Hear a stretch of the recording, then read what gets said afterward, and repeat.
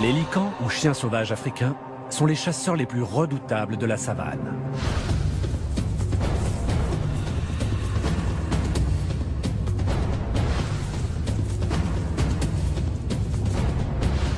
Ces animaux sont des tueurs sans pitié. Mais en s'attaquant aux plus faibles et aux blessés, c'est un service qu'ils rendent à leurs ennemis. Ils vivent en meute, et les liens qui les unissent sont profonds et hiérarchisés. Extrêmement rusés, ils n'hésitent pas à s'attaquer à plus fort qu'eux. Mais ils sont victimes d'un mal invisible qui rôde autour d'eux et frappe sans distinction, allant même jusqu'à menacer leur race d'extinction.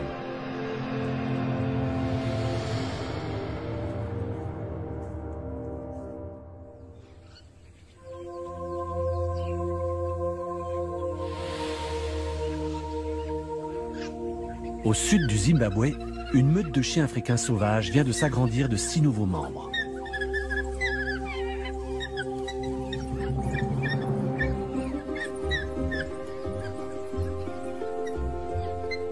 Shima, la mère des chiots, est la femelle alpha de la meute. Ces chiots recevront un traitement de faveur. Les autres membres de la meute ne ménageront pas leurs efforts pour l'aider à nourrir et à élever sa progéniture. Mais cette race ne manque ni de détracteurs ni d'ennemis chez les humains. Kim Voluter, reporter animalier, s'est donné pour mission de mettre fin à ces préjugés. Fils d'un ranger, sa première rencontre avec cette espèce mal comprise et mal aimée a eu lieu l'année de ses 4 ans.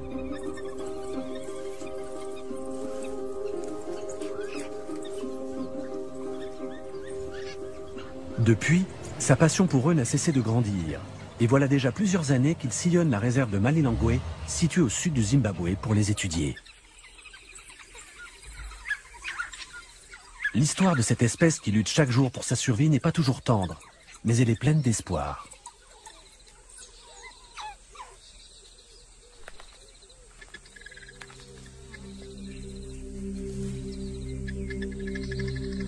Il y a quelques années, Malilongwe est devenue une réserve privée protégée. La vie sauvage y reprend peu à peu ses droits. Les conservateurs de la réserve y ont même introduit plusieurs espèces. Mais les licans, eux, n'ont eu besoin de personne pour arriver à Malilongwe, partie sans doute du parc national de Gonarezu, plus au sud, ou du parc de Save au nord. La plupart des réserves privées ne peuvent offrir aux licans un espace de vie suffisamment vaste. Mais la réserve de Malilongwe s'étend sur 40 000 hectares, soit la moitié de la superficie de New York ou de Berlin. Les licans peuvent la parcourir à loisir, sans jamais être inquiétés par les hommes. Ces animaux sont souvent décrits comme des tueurs insatiables, des animaux nuisibles qu'il faut exterminer. Cependant, ils jouent un rôle crucial. Ils régulent les populations. Ils sont parmi les prédateurs les plus efficaces du continent africain. Au sein de la meute, tous chassent, mais en la matière, certains excellent. Même blessé à la patte, Bibi, ce lican femelle, reste un des chasseurs les plus redoutables de sa meute. Les licans sont constamment en quête de nouvelles proies. Ils n'ont pas le choix. Leur métabolisme est 2 à 3 fois plus rapide que celui des chiens domestiques.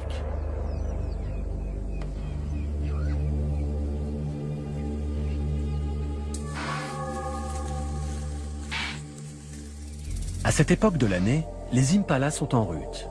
Les mâles s'affrontent pour avoir le droit de s'accoupler avec les femelles.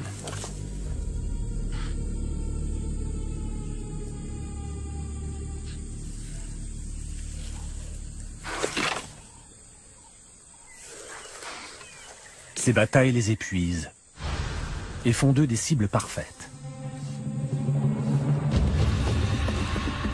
Quand les licans prennent en chasse une proie, c'est généralement en meute. Mais ici, à Malilongwe, la végétation est si dense que cette tactique est inopérante. Alors quand la chasse commence, c'est chacun pour soi. Mais quand un lican réussit à mettre à terre une proie, c'est toute la meute qui la dépaisse, et chacun aura sa part. Ce petit manège entre licans et impala dure depuis des siècles.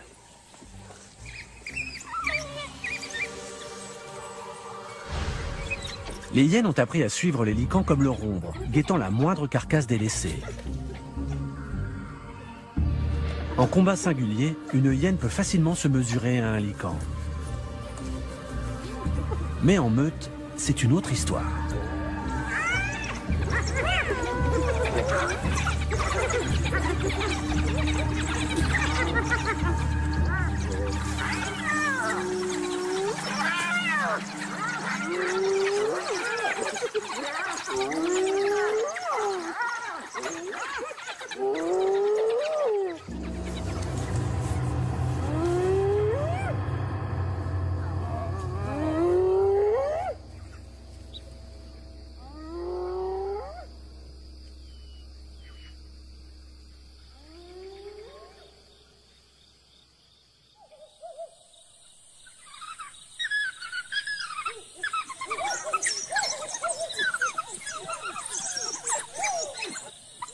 Au retour de la chasse, les adultes regurgitent de l'impala frais pour les chiots, mais aussi pour Shima.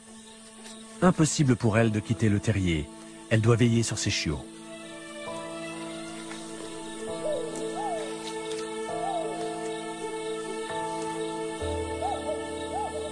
Après des mois passés à parcourir la savane, les licans ne semblent pas mécontents de se fixer un peu.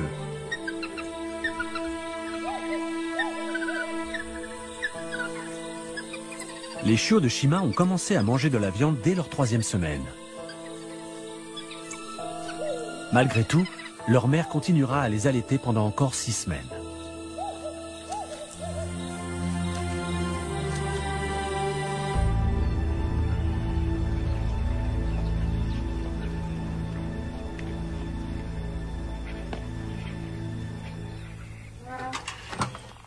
Kim retrouve les chiens le lendemain matin, visiblement repus du festin de la veille. Mais les hyènes ne sont jamais très loin.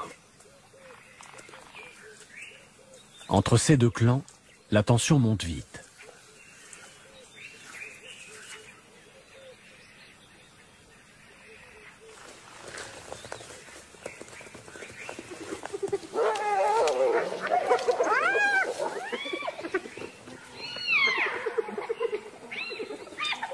Tels des personnages de dessins animés, ils se provoquent souvent, mais en viennent rarement au sang.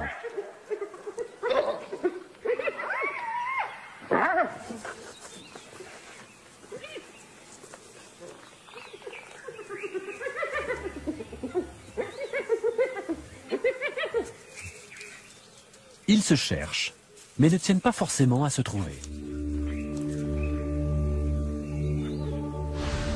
Rien à voir avec les lions qui ne rateraient pour rien au monde une occasion de tuer un lican. Mais le pire ennemi du chien sauvage reste l'homme.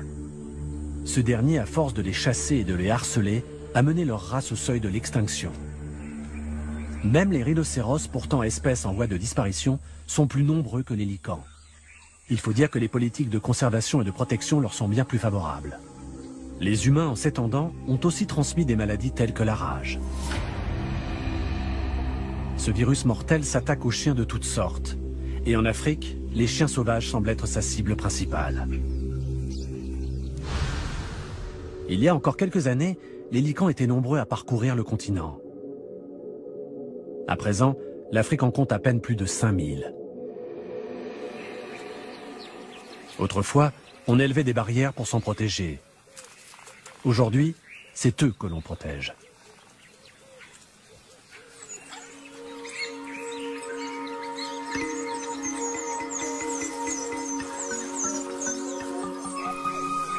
Les chiots ne chasseront pas avec la meute avant plusieurs semaines. En attendant, ils s'entraînent.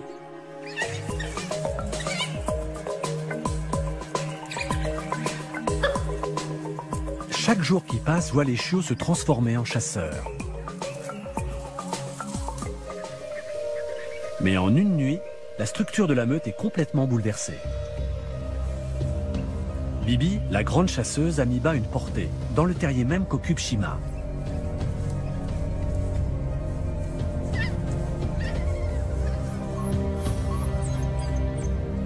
La femelle alpha peut choisir de tuer ou d'adopter les chiots qui ne sont pas les siens. Mais Shima ne produit plus de lait. Même si elle voulait adopter les petits de Bibi, elle en est dans l'incapacité.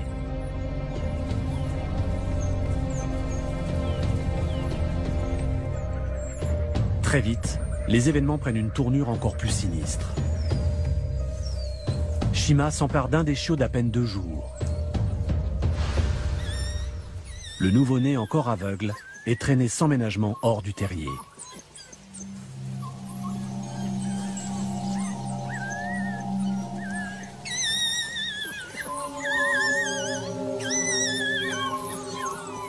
Il semblerait que Shima invite ses chiots à tuer les rejetons de Bibi.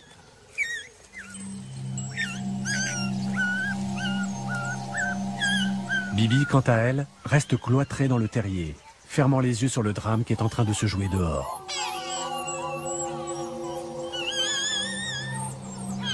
Peut-être est-ce son instinct qui lui dicte de ne pas intervenir, sous peine de s'attirer les foudres de Shima. Elle reste donc à l'écart.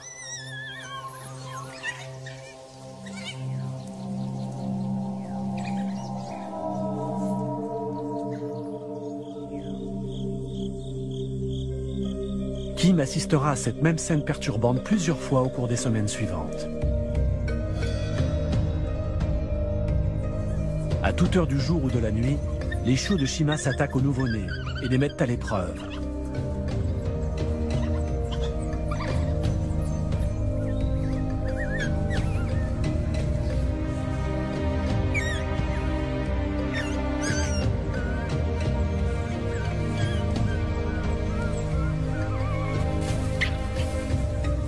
Mais ils ne semblent pas décidés à leur porter le coup de grâce. Les nouveau-nés pourront-ils survivre à un tel traitement?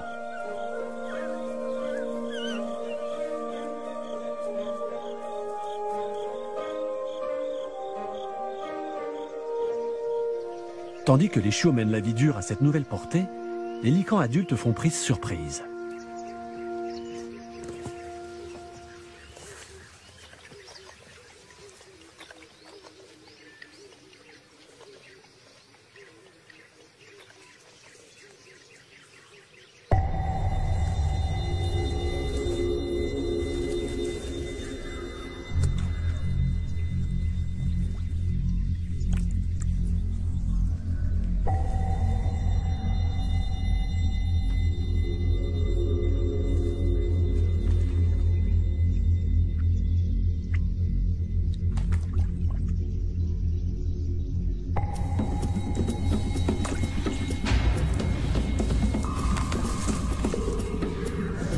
Ces tueurs implacables terrorisent leurs proies, s'attirent la haine des éleveurs et finissent même par se mettre à dos quelques défenseurs des animaux.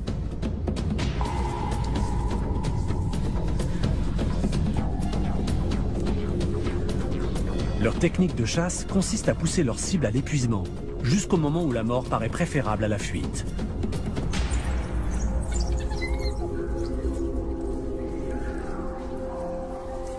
Puis, ils éventrent leurs victimes en quelques secondes. Cette technique achève les animaux plus rapidement que celle de l'asphyxie, employée par les lions et autres prédateurs. D'apparence cruelle, c'est en réalité une mort plus douce.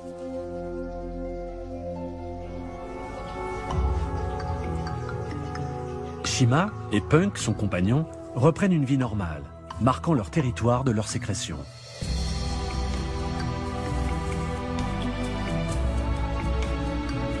En cette fin d'après-midi, la meute part à la chasse. Les chiots alpha se joignent pour la première fois au groupe.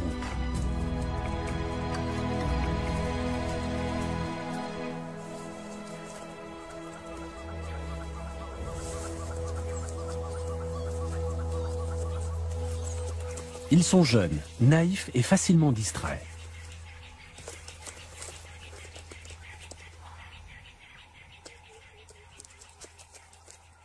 Les adultes pressent le pas dans l'obscurité, laissant les plus jeunes désorientés, perdus et seuls dans un territoire dangereux.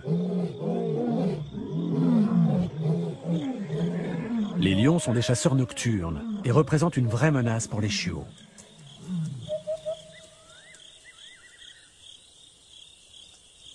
Finalement, ces derniers retrouvent sain et sauf le terrier.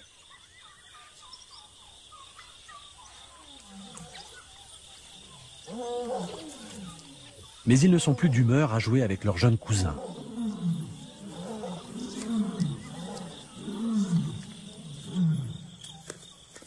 Au petit matin, la meute est de retour.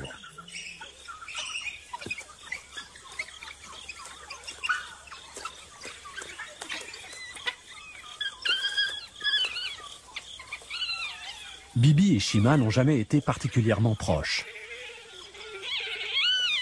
Mais avec le temps, Shima semble plus tolérante envers Bibi, et elle finit par accepter sa portée.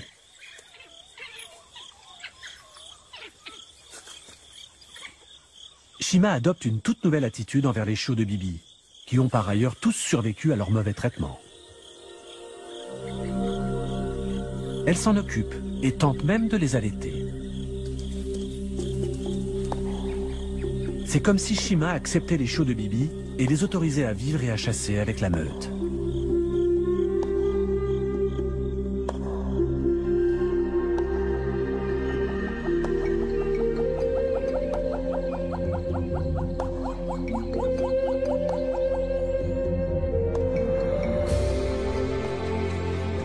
Après 5 mois de sédentarité, leur instinct nomade reprend le dessus et les licans partent à la recherche d'un nouveau territoire.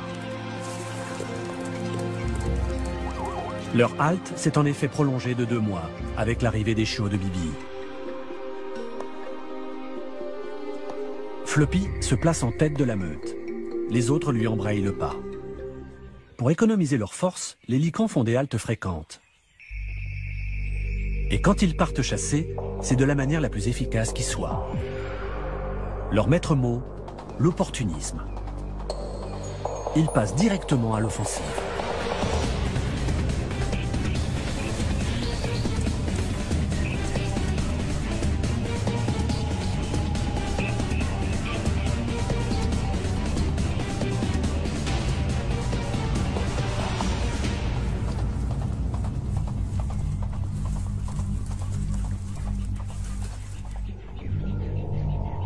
Les chiots peinent à suivre, mais bientôt, alléchés par l'odeur de viande fraîche, ils rattrapent la meute.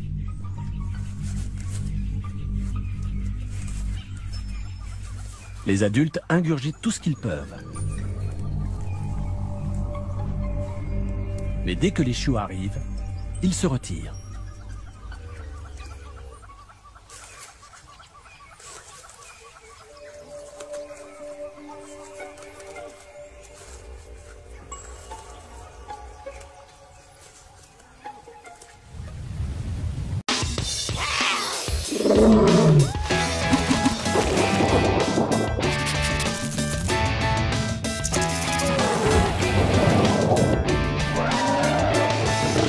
This is the place.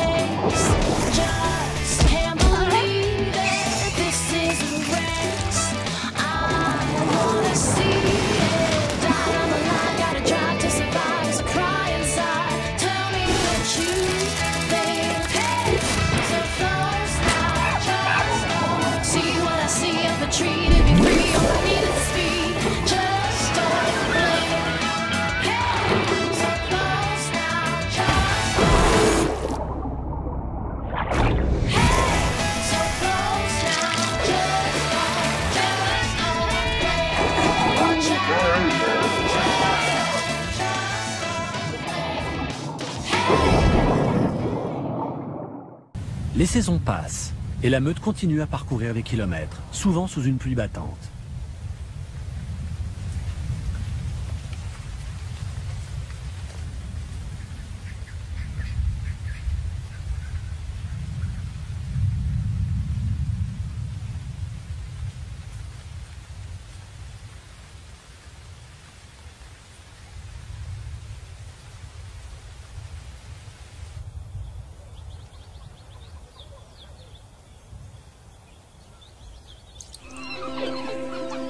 Les chiots de Bibi ont maintenant 3 mois. Non seulement ils ont survécu, mais en plus, ils sont pleins d'énergie et de force. Ils sont devenus des membres à part entière de la meute. Tout comme les adultes, ils se font la fête et manifestent leur soumission, un rituel qui tient une place importante dans leur mode de vie. Ce petit jeu a lieu plusieurs fois par jour, et souvent avant de partir à la chasse. La meute compte à présent 21 membres. Tous sont en excellente santé. Plus les chiots ont de l'expérience, plus ils font preuve de curiosité.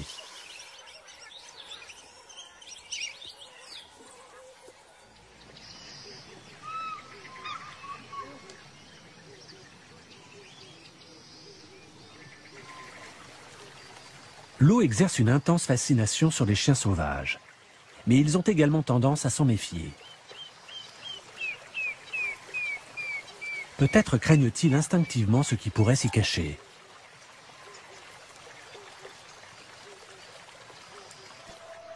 Pourtant, les licans s'approchent de la Chiredzi, la rivière qui marque la frontière occidentale de la réserve. Ils semblent attirés par la rive opposée. La Chiredzi est plus qu'un simple obstacle. Elle délimite la fin de la zone protégée.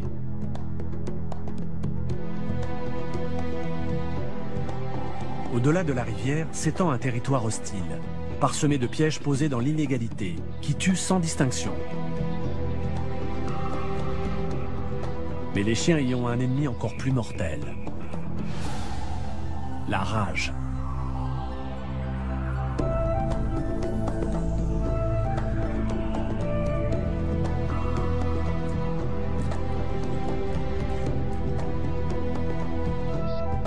Inconscients du danger, les licans franchissent la rivière. Punk, le mâle alpha, porte un collier émetteur que Kim lui a récemment posé. Kim peut ainsi plus facilement localiser les chiens au sein de la réserve de Malilongwe. Mais il n'a pas l'autorisation de traverser la Chiredzi. Et quand bien même, le lit de la rivière serait trop profond pour son 4x4. Il ne lui reste plus qu'à attendre et à écouter. Parfois, il capte un faible signal, mais le plus souvent, rien.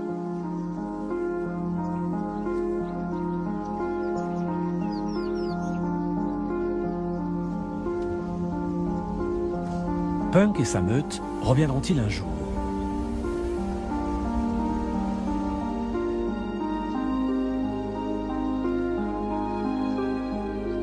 Kim ne quitte pas les abords de la Chiredzi et croise les doigts.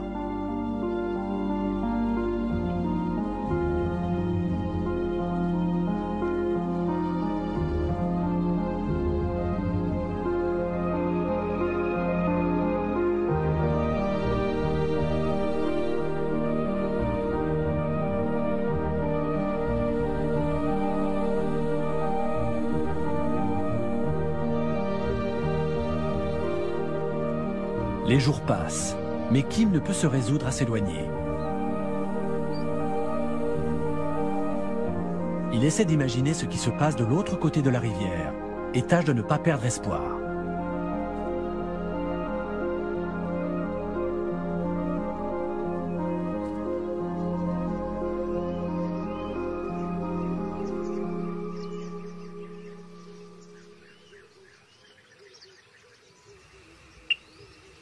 Et puis un jour, son récepteur confirme que Punk et sa meute sont de retour.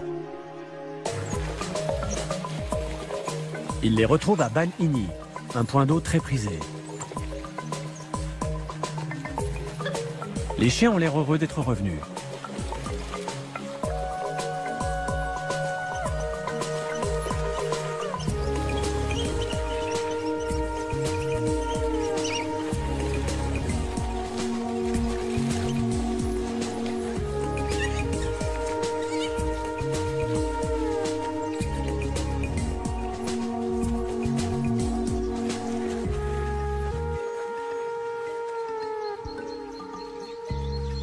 Leur retour a eu lieu juste à temps.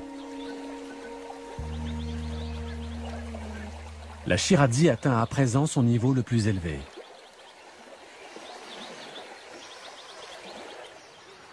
La meute ne pourra pas la traverser avant un certain temps. Kim profite de cette occasion pour changer de sujet.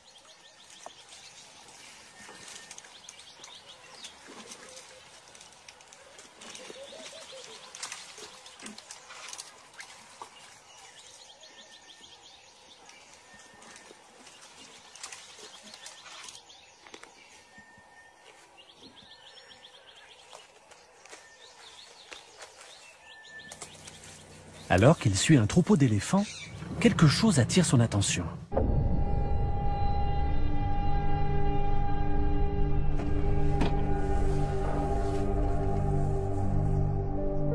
Il ne lui reste que la peau sur les os. Il s'agit de Tofi, un des chiens de la meute. Aucune blessure évidente ne vient expliquer cette mort soudaine. Kim craint le pire. Serait-ce la rage ?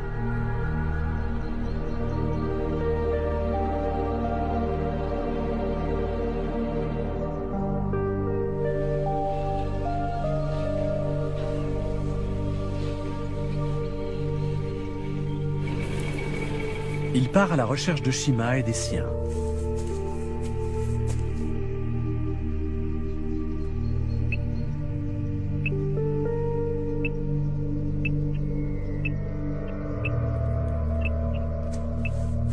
Les licans ne sont pas loin. Enfin, normalement.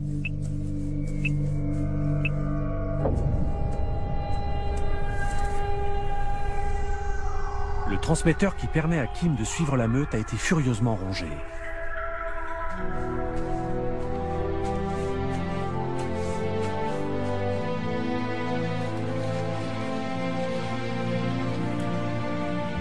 Il finit par retrouver les autres chiens. À première vue, ils ont l'air en bonne santé. Shima est à nouveau en gestation. Mais pas de traces de Bibi.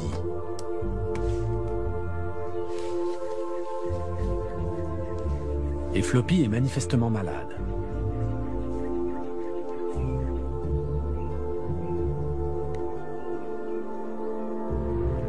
Il est faible, ses pattes ne le portent plus, et son comportement est étrange.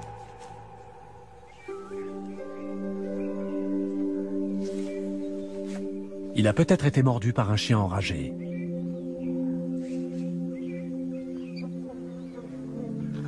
Shima non plus n'a pas l'air dans son état normal. Elle s'en prend aux autres chiens sans raison, ce qui n'est pas dans son habitude.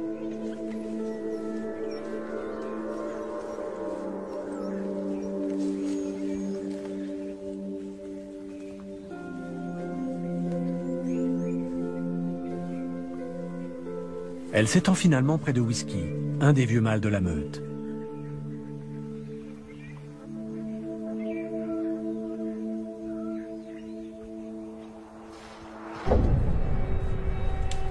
Mais d'autres mâles mordent férocement des branches d'arbres, un autre symptôme évident de la rage.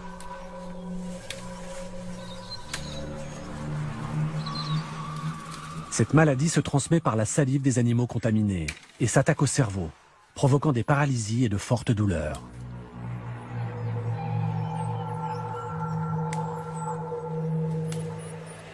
Il existe un vaccin préventif pour cette maladie, mais une fois qu'un animal est atteint, rien ne peut le sauver.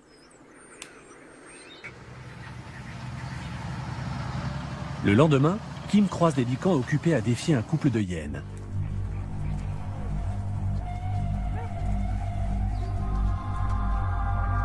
Les hyènes sont en train de déchiqueter une carcasse.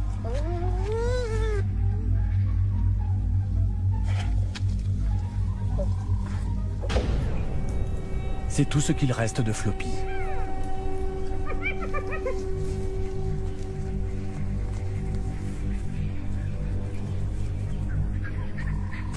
Ces hyènes jouent avec la mort. Elles ne sont pas immunisées contre la rage.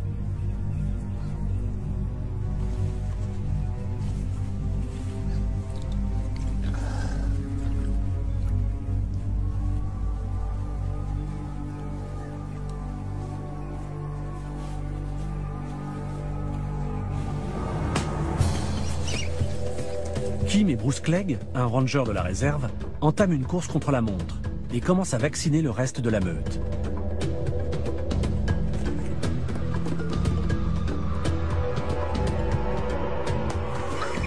Ils tentent d'enrayer l'épidémie, mais il est sûrement déjà trop tard. La rage peut se répandre dans une meute comme une traînée de poudre. Les licans se pressent autour d'une de leurs proies. Mais la paralysie provoquée par la rage empêche toute déglutition. Ils maigrissent à vue d'œil.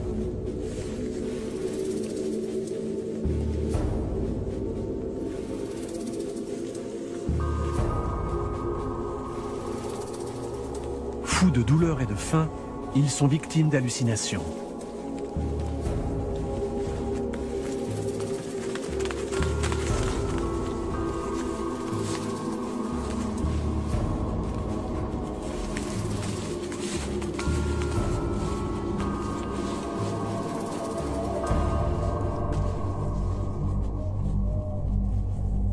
La meute de Malilongwe fait peine à voir. Shima a perdu sa portée.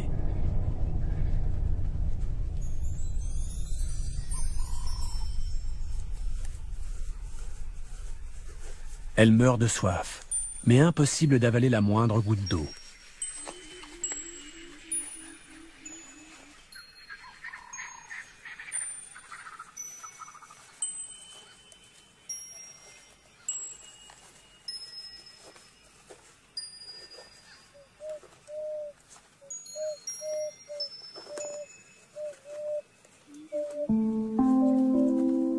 Ses lèvres ont enflé à cause de la déshydratation.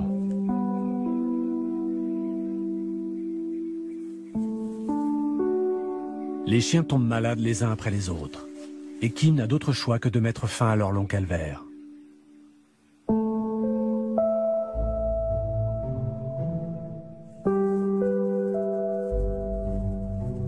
Au final, seuls 2 adultes ont survécu. Une femelle, Stitch, et Whisky, le vieux mâle. Ils se tiennent compagnie. Il semblerait qu'ils aient été épargnés. Mais très vite, Stitch disparaît à son tour.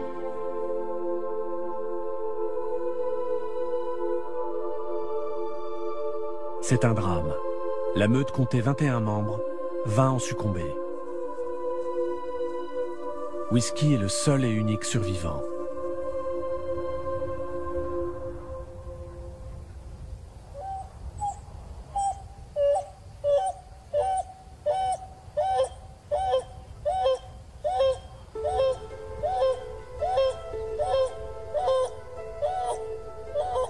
Pendant de longues semaines, il appellera ses compagnons, mais en vain. Il n'y a plus personne pour lui répondre.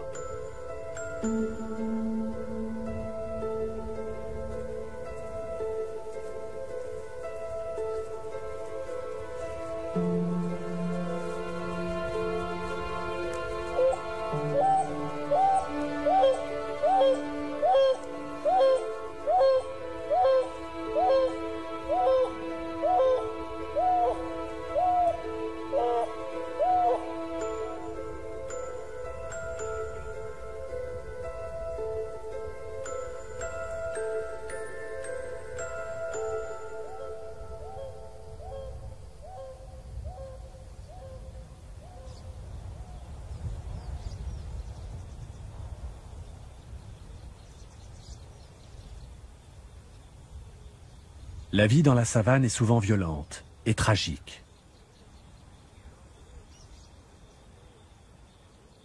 Au fil des années, Kim a vu disparaître beaucoup des animaux auxquels il s'était attaché.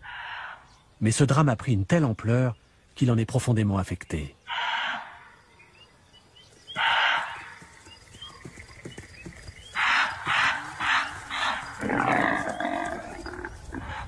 Dans la brousse, la vie continue. Whisky aussi continue sa route, seul et solitaire. Il emprunte les chemins sur lesquels courait autrefois une joyeuse meute.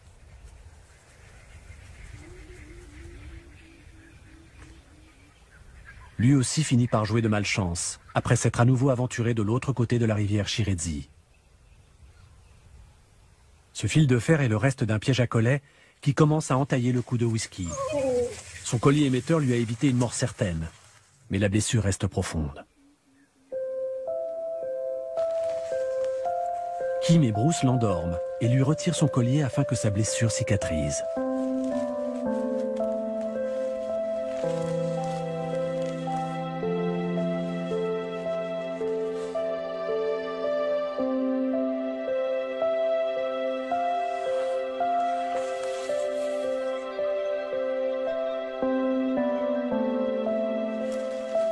Whisky est le dernier lycan de la meute.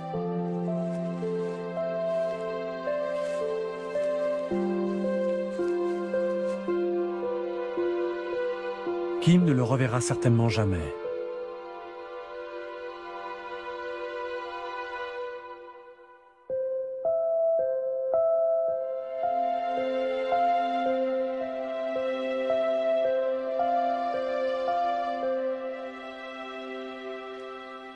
Il faudra attendre toute une année avant de voir revenir des chiens sauvages à Malilongwe. Cette race est robuste et les lycans aiment explorer de nouveaux territoires. 3 vigoureux adultes font leur apparition, un mâle et 2 femelles. L'une d'elles disparaît rapidement. Mais l'autre femelle et le mâle deviennent vite inséparables.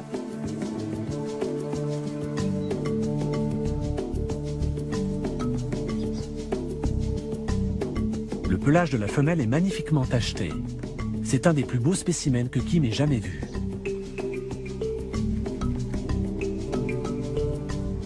Ils passent les semaines suivantes à repérer leur nouveau territoire.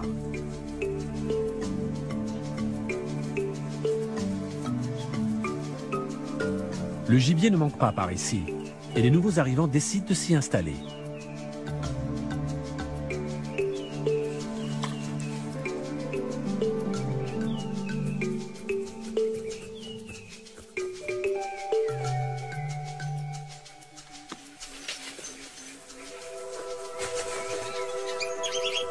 La femelle met au monde 9 chiots, tous en bonne santé.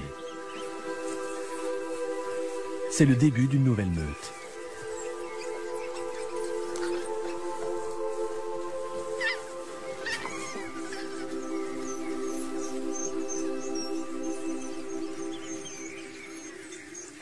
Les chiots commencent à se nourrir de viande, mais ils laissent des traces qui attirent les charognards.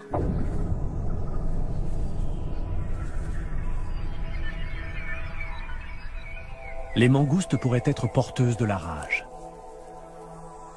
Mais cela fait partie du grand jeu de la vie dans la brousse.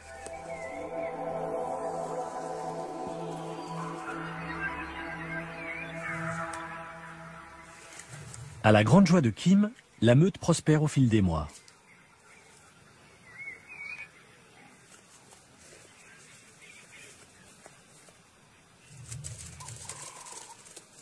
Les parents initient leurs chiots à la chasse.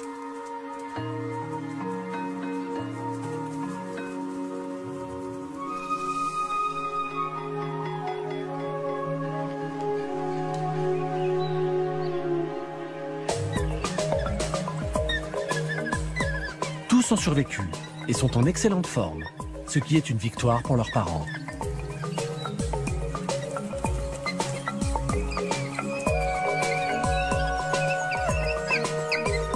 Il est très rare qu'un couple de lycans réussisse à eux seuls à élever une portée.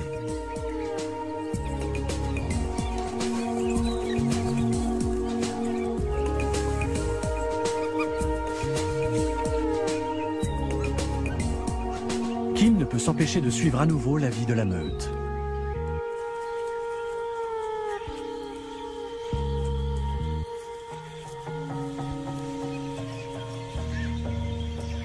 Alors que tous sont en train de chasser, les parents font faire à leurs chiots une incroyable rencontre. D'abord, c'est un face-à-face avec leurs bonnes vieilles ennemies de toujours. Cette fois-ci, les deux clans semblent être à force égale.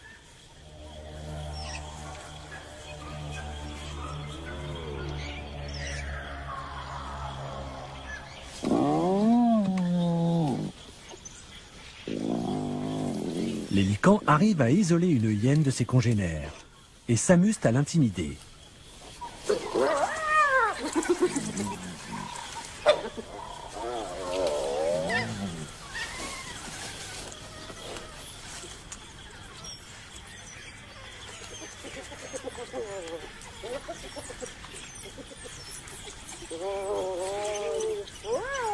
Mais leur cri attire un animal bien plus menaçant.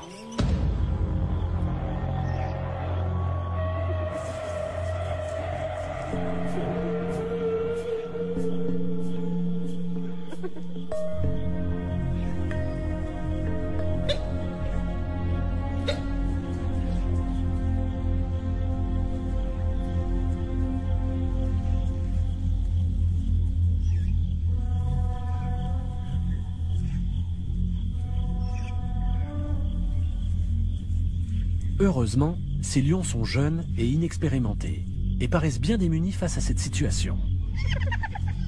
Les hyènes ont l'air de s'en rendre compte.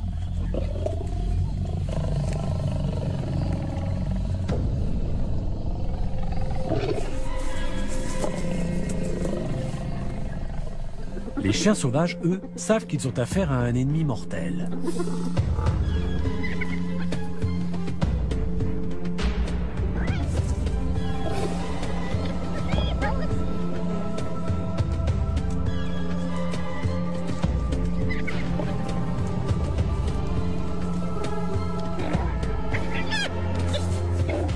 Et qu'importe la taille de la meute, jamais des licans ne s'en prendraient à des lions.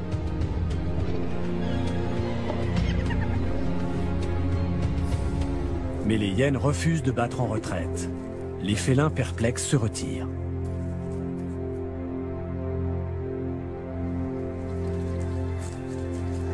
Hyènes et licans peuvent reprendre leur petit manège, comme ils le font depuis des millénaires.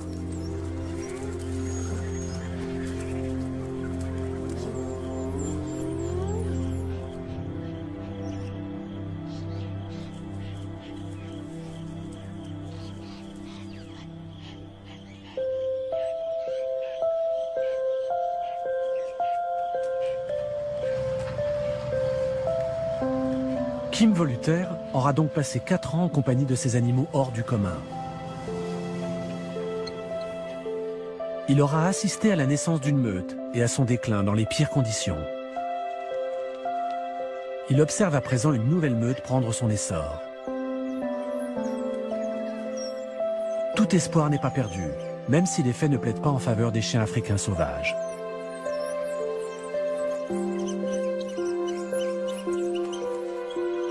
Leur monde est truffé d'ennemis et de pièges. Et au final, c'est l'extinction qui les guette. Mais pour l'instant, ils s'accrochent à la vie, comme leur race l'a toujours fait. Vivant pour la chasse et chassant pour vivre.